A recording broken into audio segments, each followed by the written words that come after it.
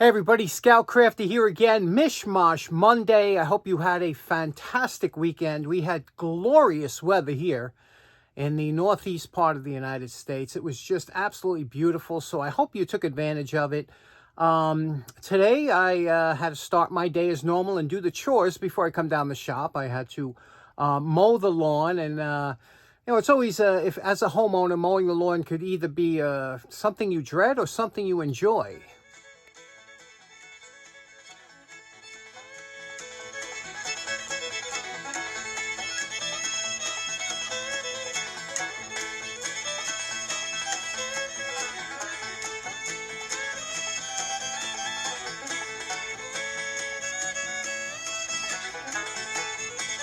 And one of the true joys of mowing the lawn is to sit back, relax, and look at your handiwork and smell that fresh cut grass.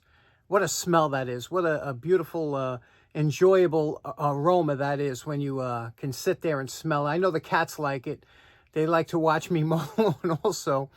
But today, I want to do something that actually I was looking forward to, because I always tell you that if you want to make videos that kind of are enjoyable, you have to do something you enjoy. If you come down here and do something, people can tell right away you're not into it. But I'm looking forward to this one. I hope you'll enjoy it too. If you notice, I've been kind of on a motor fan kick in the last couple months or whatever. We're going to be doing the fans today, a different type. But how this started, we all have to blame a friend of mine by the name of Terry Bentko. Now, I got an email from Terry about a few months ago, by now, a few months. And Terry said, look, I got something I'd like to send into the show. Now, if you know, I usually try and deter people. Please, I don't send anything in. I got tons of stuff. I'm still working on stuff that people sent in from last year and the year before. So I always kind of deter people. But Terry said, no, I think I got something I think you'll like. So very nice. We talked a few times via email. I sent him my address, and boom, look what Terry sent me. And this is it, a beautiful Century 100-year-old repulsion start induction motor. Isn't this gorgeous? Now, the reason that Terry sent this to me is because I guess about a year, was it more than a year ago, I did a video on a pancake motor I picked up at Jacktown. Now, I'm not a motor collector per se, but I think I have about 25 antique electric motors. I've loved them ever since I was a kid. We'll get into that when we do motors. But so I wanted to do this. When Terry sent this, I go, oh my God, this is just like the cat's pajamas. But I'm not going to rush through this. This ain't going to be a one-day restoration. A normal restoration of an engine motor takes about 50 hours or something. I said, I want to do this up right. It's a beautiful motor, best one I have. So I said, what I'm going to do is I want to study up on it. So I even bought Century manuals. I got them on eBay, and I'm studying in them. I'm studying about motors, electric, because I don't want to present a video that's kind of haphazard and thrown together. I want to do it right. So I've been studying up on it, and when studying up on the motors, I also found out and got kind of sidetracked that a lot of people that collect motors are into other things like fans and old electrical things, which I'm into too. So it comes full circle. It's like usually if you like one thing, you'll like another. You know what I'm talking about?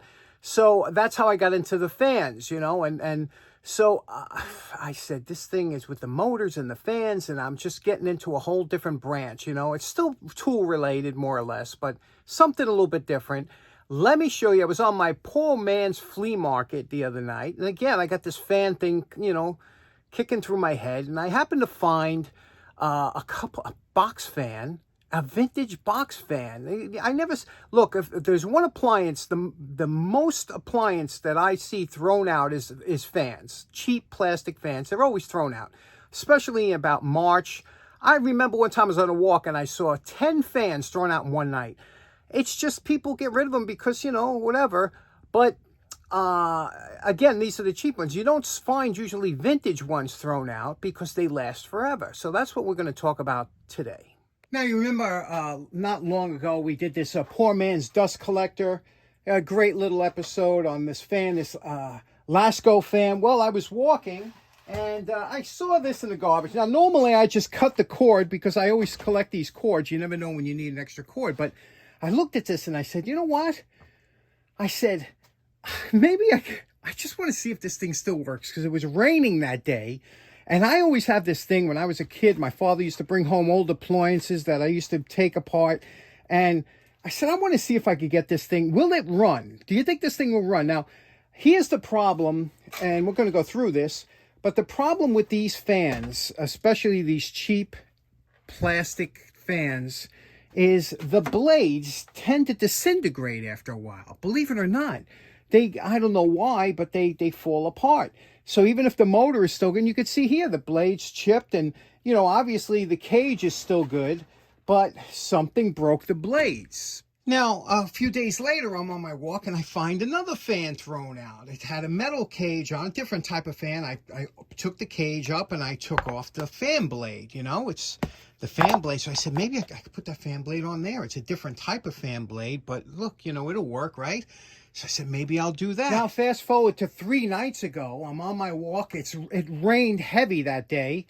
And what do I find and I know this house, I got some great stuff. NOS, Starrett, calipers. This guy draws, you know, I guess he wants to move, and he's like me, he's throwing out stuff little by little. But I find this Happy Home 1970s Happy Home fan. So I said, you know, I'm looking at it. I was about to walk by. I said, man, I can look at that fan blade. That is a whole different animal, you know, from this cheap thing here, you know. I said, maybe I can adapt, or maybe so I didn't have any tools with me. So I said, you know what, maybe I'll bring the whole fan home. It's a little rusted on the bottom, but I didn't know actually about these fans until I got it home and started researching it. And I said, you know something? Now this thing was drenched. Remember, it was pouring that day. So I had it on the furnace for 3 days, totally dried it out. Do you think it's going to work? That's my question. Do you think I have not plugged it in? The plug is here. And look at that, the condition of this plug, right? Do you think it's going to work? Look, so bent. Okay, so here's what we're going to do today. First thing I'm going to do is see if this thing works. I gave it the spin test. It does move freely. It's not bound up. I just want to see if the motor's dead or not. What we did, straightened out the plug. Made sure it's, you know, clean. I'm going to plug it in. I got the switch. The switch is gone up here, the knob, and it keeps turning around. So I think I have it on. I don't know. It keeps going around. So first thing we'll do is plug it in, see what happens. So I'm going to do this live. So if you hear a bang, you'll know what happens. Here it goes.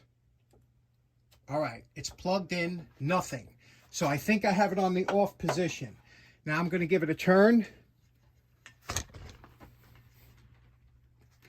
Let me get the pliers here. Okay, I got some semi-insulated pliers. I'm just going to give it a turn, see what happens here. Uh-oh. Oh my God. Okay. I got to tell you something. Right now, I swear I got goosebumps, okay? This thing works. It was sitting out in the rain. It was thrown out, and I did some research on this. Let's have some fun. Let's take it apart, clean it, okay? This might be a restoration, a future restoration. I'll show you. It's got a little rust on the bottom, but it's not. Let's have some fun with this fan. I'll show you the differences between new versus old.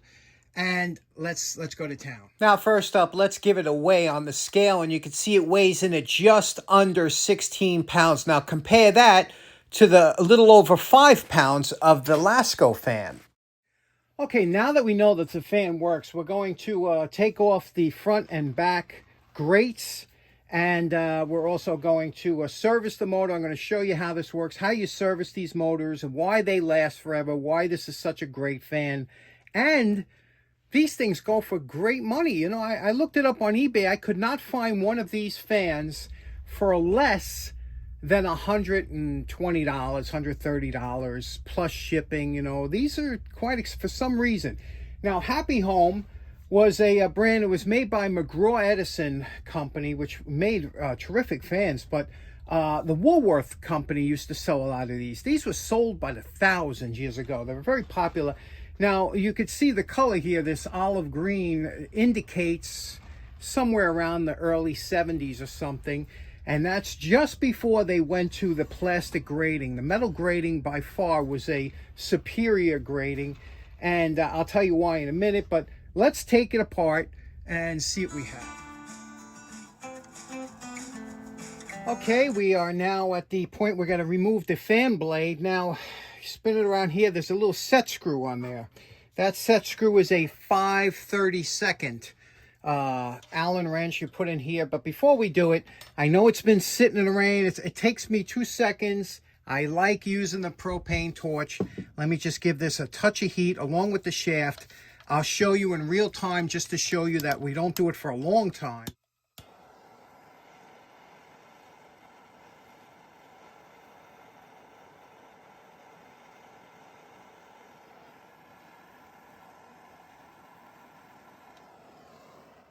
That's it. Only for a couple seconds, just to dethermalize any and see if we can take this off now. Okay. Yeah, that's on there. Oh, man. Did you see that? There it was. That was actual time. You saw that. Now, that's off. We'll take this actually out of there. Now, I don't know. It's always hit and miss with getting these shafts off here. Sometimes they come off easy. Oh, see the heat. The heat really did it. Look at that. Came right off. Now, there's our motor. Let's check it out. Now, when you're at this point, are you having fun? Because I'm telling you, I'm having a blast right now. When you're at this point, the first thing you do is you grab the shaft and you go up and down, left and right. There is absolutely no wiggle, no play. That means that one of two things. This fan's got very low hours on it, even though it, the casing looks a little bit messed up, but it's got very low hours. It's very solid, but it needs oil, like they're always dry. Now, these fans would last forever because if there's, see that little hole there? That's an oil hole. That is, and you can even it says oil. Now, what you're supposed to do is you're supposed to drip some oil in there. There's a tube, I'll show you, and it goes down and it oils the bushing. And bushings are different than bearings. They require oil, and that's the only thing that would actually, make these fans crap out, is that if you didn't oil them, and most people don't. When was the last time you oiled a fan? How many people even knew that hole was for oil and that? And that's why these new fans of today, they can't last more than a couple of years because there's no way to oil them. Now, there are 3 screws, bolts actually, 1, 2, and 3, that hold this onto this frame. This is the motor mount. That's what this piece is here that runs up.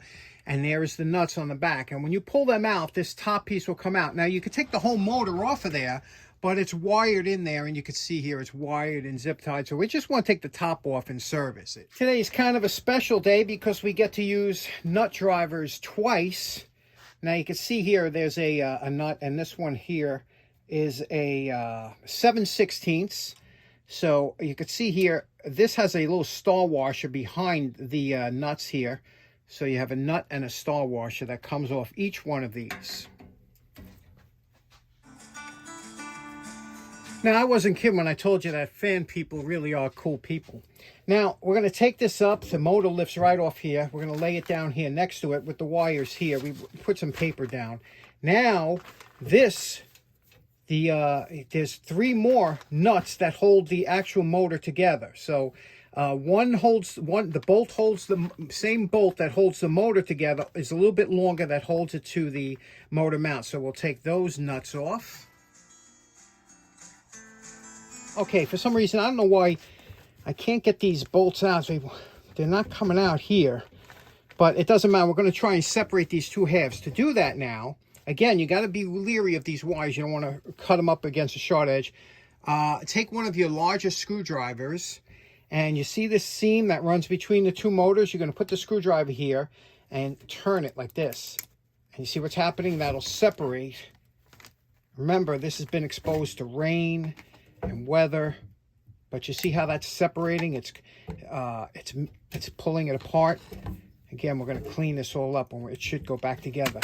And then here we go. Here comes the back part. You ready? The unveiling. Here comes the back part. Now, before we take the back part apart, I'm just going to make a scribe mark to make sure that it goes back the same way. So I'm going to take a punch, make a little punch mark here, so I'm sure that I put this back together the same way. Okay, just using a punch, brass hammer. You can see I made 2 little marks, 2 and 2, so I know that they'll go back. This is the way it goes back. Now I'm going to pull this off here. Okay, the wires are going through this part, so you have to be careful. Okay, we're going to pull this out. And there's a bearing that runs there. We're going to clean. There we go. And that's what the inside looks like. Now we'll clean this. Remember I was telling you about that oil hole? Here is that oil hole here. You see that little hole that says oil? When you put oil in there, it runs down this tube. You see that tube back there? There's a tube, and it runs down the tube right directly to the bushing. Now, you have to make sure of 2 things. Make sure you do not lose. There's little washes here. Here, they're wavy washes over here. You want to make sure you don't lose them because they're stacked so you don't have too much end play. And that's it. Now, we'll clean this out, and then we'll see if we can't get these bolts. I don't know why they're sticking over here. They should come out. They're turning freely. So I'll see. I got to get those out, and then we'll pull the front off. Okay, next up, we're going to clean this shaft here. You see there's some gunked up grease or oil or something. And there's always a little bit of hair or something that gets caught on there. So we're going to clean this shaft off, because this way when we take the rotor and we're going to pull that out, you don't want that to put any dirt in the bearings or anything. So we're just going to clean this off and get that looking good. Now to clean that off, I'm just using a piece of split ice cream stick here, just taking off. You see this grease is hardened up here, and you know, that's always a problem. First of all, it's mostly an oil that's in here, but it hardens up over time. So we're going to take this all out. Try not to get it in the motor. It's okay. We're going to be vacuuming it out in a minute. But you see what we're doing? We're scraping off. I hope you can see it with this angle if I didn't block it. But I'm scraping off all this gunk off of here so that we could pull that rotor shaft through this bearing without leaving any residual dirt or anything. See? I hope you can see that. Okay, now we'll pull out this bolt here. Okay, that last bolt. Now when we open this up, lift it up, I should be, now I put a piece of tape, like I said, over here so that I don't lose any of these shim washers. I pulled the rest of the shim washers out of the receiver part here, and I put that tape so none of them fall out. And now the rotor should pull right out, as it does here. There is your rotor, okay? And you can see here, there's no gouges. A little bit of, we'll wipe that off with some 50-50 and a rag, but it looks really nice. And here we go. Now there's more of those shim washers, okay? You see we got the wavy ones here. These are the wavy ones. And then you got the shim washers here. And you just take a small screwdriver as the shim washers on this side, see? And that's it. There's only, and then you put that on this side of the rotor, because again, you don't want that end play. Okay, we're going to clean these all up anyway, but now you got to, and that's why I'll put a piece of tape on this side so none of these shim washers get, that's a big thing. That's how it keeps the motor from, the shaft from bouncing back and forth. Now this motor's ready to clean up. We'll take this is called the stator. I don't know if this will pop off the stator here. It's on pretty tight. And not that it matters. We're going to clean up in here. We're going to vacuum it and brush it with a paintbrush, a dry paintbrush, very lightly. These are varnished windings, what they call windings, and they're varnished, so you don't want to really disturb them. They're in great shape. We're just going to do a little bit of cleaning. We're going to wipe out the bushings, clean everything, put it back together, and that's what's called a cleaning service. Okay, now everything's cleaned out. You can see we cleaned all the dirt and everything out of the casing, cleaned the bushings, the sleeves, used Q-tips. WD-40 makes a fantastic cleaner, but it's not a lubricant. Now we're going to oil everything, put everything back together. Okay, I just went upstairs. I had lunch. I put some of the footage together. It's going to be a long video. It's already at 20 minutes, but there's a lot I wanted to get out there. You know, when I was on my walk the other night, when I found that fan, on the way back from the poor man's flea market, look what I found. Look at this beautiful couch that was thrown out. Now, I don't take furniture or anything, but You got to admit, that is really a pretty couch, isn't it? Imagine if you had a parlor or something you could put that in, or a library. Man, did I love that. I almost wanted to sit down and I was kind of tired when I was getting home, but that was right around the corner for me too. Anyway, so let's clean the blade of the fan. Let's all put it together and see what we got. Okay, reinstalled the motor. Again, re-oiled it through the little oil hole just to make sure there's some oil in those both tubes on both sides. And look at that now. Look how beautiful that thing spins, free spins. Just a beautiful balance. Again, that oil, a bushing can be almost as smooth as ball bearings when it's oiled correctly. Again, there's no play up and down or side to side. That's just what you want to see. Now we'll put the grates back on and give it a try. Okay, now I put a temporary knob up here, and if you're probably wondering why I didn't do the case and everything over, I've seen some awesome custom jobs where they take the motor mount and the fan motor and the fan blade out of here and put it in a nice wood box with a different kind of industrial grading, because you'd have to sand all this down and straighten it out, the ones that are bent a little bit, straighten them out and paint them. But let me show you. First of all, we're going to show you the efficiency of this fan. I'm going to plug it in here to the kilowatt. You can see the kilowatt here. We have 118 volts I'm putting out. So first we're going to start on high. They all start on high. Okay. And then we're going to put to wattage, how much wattage it's using.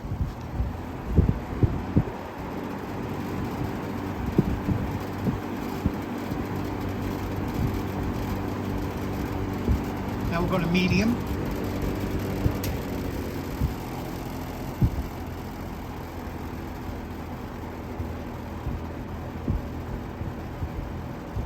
And then we'll go to low.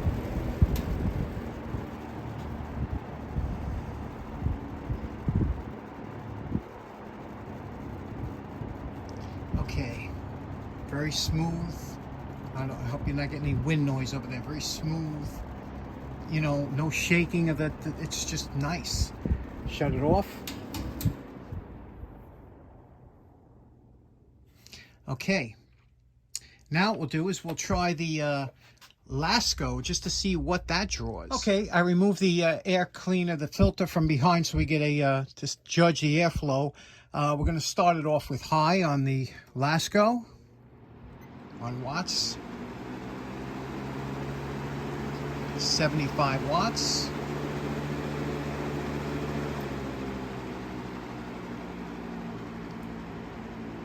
medium,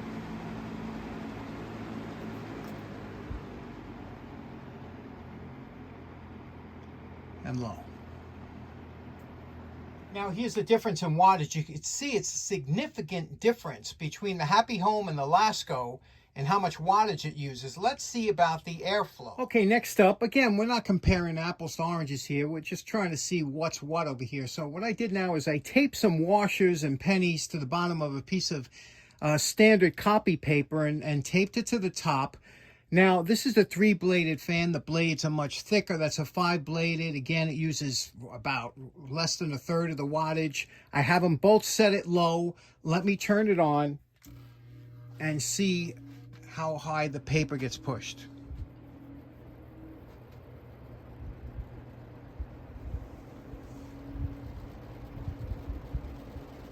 Now, if you notice, the Happy Home fan has heavier blades, so it takes longer to get up to speed, but once it does, it's significantly more airflow, but significantly more wattage too. Now that's on low. I'm going to do the same thing on high.